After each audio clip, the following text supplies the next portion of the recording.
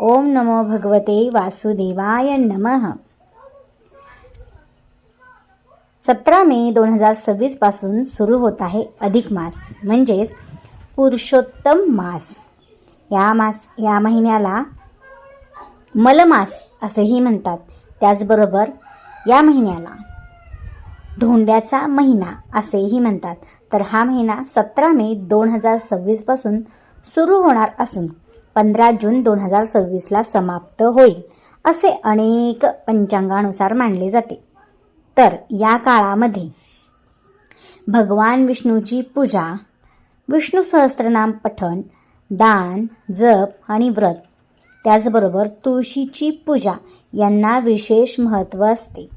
फक्त या काळात आपल्याला काही कार्य टाळायचे आहेत, जसे की मी मागील व्हिडिओमध्ये पण सांगितलं आहे, तरी पण आपल्या शॉर्टकटमध्ये तुम्हाला आता सांगते. विवाह, गृहप्रवेश, मुंडन, त्याचबरोबर जावळ, मुंडन म्हणजेच जावळ, बारसे, मुलगी बघणे किंवा मुलगा बघणे, अशा विविध प्रकारचे जे कार्यक्रम असतात ते कार्यक्रम आवर्जून टाळले जातात. अतिशय पवित्र महिना असला तरीही या गोष्टी टाळाव्याच लागतात, कारण ह्याचे विशेष फळ असे मिळत नाही. त्याचबरोबर ह्या काळामध्ये म्हणजे अधिक मासामध्ये आपल्याला राम, भगवान विष्णू, बाळकृष्ण यांचे व्रत, पूजा, सेवा काही केल्या तर ह्याचे खूप पटीने फळ मिळते. त्यासाठी आपल्याला भगवान विष्णूंचे सेवा करायची असते.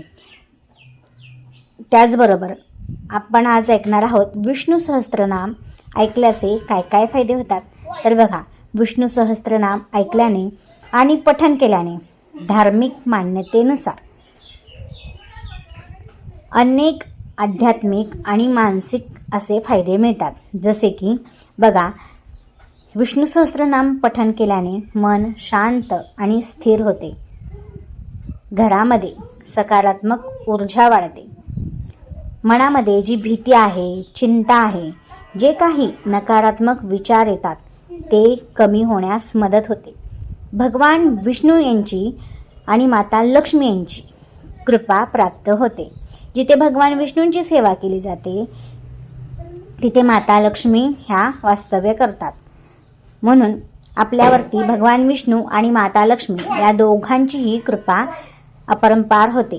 त्याचबरोबर कामामध्ये यश मिळत नसेल आणि किंवा अडथळे येत असतील तर ते कमी होण्याची खूप तीव्रता वाढते. त्याचबरोबर लहान मुलांमध्ये जर विष्णू सहस्त्रनाम ऐकले किंवा पठण केले तर त्यांची बुद्धी वाढते, त्यांची एकाग्रता वाढते आणि त्याचबरोबर आत्मविश्वासही वाढतो. विष्णू सहस्त्रनाम रोज ऐकल्याने मनामध्ये भक्तिभाव वाढतो आणि मनाची तीव्र गतीने शुद्धी होते. त्याचबरोबर काही लोकांच्या श्रद्धेनुसार बघा, ज्यांच्या घरामध्ये एखादी व्यक्ती आरोग्याने आजारी वगैरे असेल किंवा मानसिक त्रास होत असेल तर त्या व्यक्तीला जर तुम्ही रोज हे सहस्त्रनाम ऐकवलं, पठण केलं तर त्यांना मानसिक आरोग्यामध्ये खूप सुधारणा होण्यास निर्माण होते. तर विष्णू सहस्त्रनाम ऐकल्याने किंवा पठण केल्याने खूप फायदे होतात. आणि आवर्जून गुरुवारी, एकादशी दिवशी आणि अधिक महिन्याच्या काळात तुम्ही महिनाभर हे विष्णू सहस्त्रनाम ऐकावे किंवा पठण करावे. तर हे केव्हा ऐकावे? तुम्ही जर सकाळच्या वेळी ऐकू शकत असाल, वेळ मिळत असेल, तुमचं काम करत ऐकलात किंवा थोडा वेळ काढून जर ऐकलात तर अतिशय शुभ आहे. पहाटेच्या वेळी ऐकलं तर, अगदीच जमलं नाही तर तुम्ही दिवे लागणीच्या वेळी, संध्याकाळच्या वेळी सुद्धा ऐकलं तरीही चालतं. दररोज विष्णू सहस्त्रनाम ऐकल्याने मनाला शांती आणि जीवनात सकारात्मकता अनुभवायला मिळते. त्याचबरोबर आता बघा, हे ऐकल्याने इतके फायदे होतात, तर हे ऐकण्याचे नियम आणि पठण करण्याचे काही नियम आहेत. तर अतिशय साधे सोपे आहेत. ते पण मी तुम्हाला सांगते. त्यापूर्वी चॅनलवर नवीन आला असाल तर चॅनलला सबस्क्राईब करा, व्हिडिओला लाईक करा. अशाच महत्त्वाच्या पण पटकन माहिती अगदी साध्या सोप्या भाषेत मिळवण्यासाठी आपल्या चॅनलला म्हणजे भक्तीची शक्ती या चॅनलला सबस्क्राईब करा. व्हिडिओला एक लाईक अवश्य करा. त्याचबरोबर कमेंट बॉक्समध्ये हरे कृष्ण कृष्ण कृष्ण हरे हरे अवश्य लिहा. अगदीच मोठं लिहू शकत नसला तर जय हरी तरी लिहा. तर विष्णू सहस्त्रनाम ऐकताना किंवा पठण करताना काही साधे नियम पाळले जातात. सगळ्यात महत्त्वाचं म्हणजे सकाळी स्नान करून स्वच्छ कपडे घालून तुम्ही विष्णू सहस्त्रनाम ऐकायचं आहे किंवा पठण करायचं आहे. जर शक्य असेल तर तुम्ही देवघरात जर देवपूजा करत असाल तर त्या ठिकाणी देवासमोर म्हणजे भगवान विष्णूच्या मूर्तीसमोर बाळकृष्णासमोर तुपाचा दिवा लावू शकता. नसेल तर तुम्ही दिवा लावायचा आहे, तेल घालून लावला तरी चालतो. उदबत्ती धूप लावायचा आहे आणि एक तुळशीपत्र घ्यायचं आहे. भगवान कृष्णाला म्हणजे विष्णूला व्हायचं आहे आणि ओम नमो भगवते वासुदेवाय नमः आणि ओम नमः शिवाय ह्या 2 मंत्राचा 3 वेळा पठण करायचं आहे, म्हणायचं आहे आणि त्यानंतर विष्णू सहस्त्रनाम म्हणायचं आहे. आपल्याला भगवान विष्णूंच्या फोटोसमोर किंवा मूर्तीसमोर बसून मन शांत ठेवायचं आहे आणि भक्तिभावाने म्हणायचं आहे. उच्चार शक्य तितके स्पष्ट करण्याचा प्रयत्न करावा. रोज एकाच वेळेला बसल्यास त्याचे अधिक फायदे मिळतात. मध्येच बोलायचं नाही, रागराग करायचा नाही किंवा अपशब्द टाळायचे आहेत.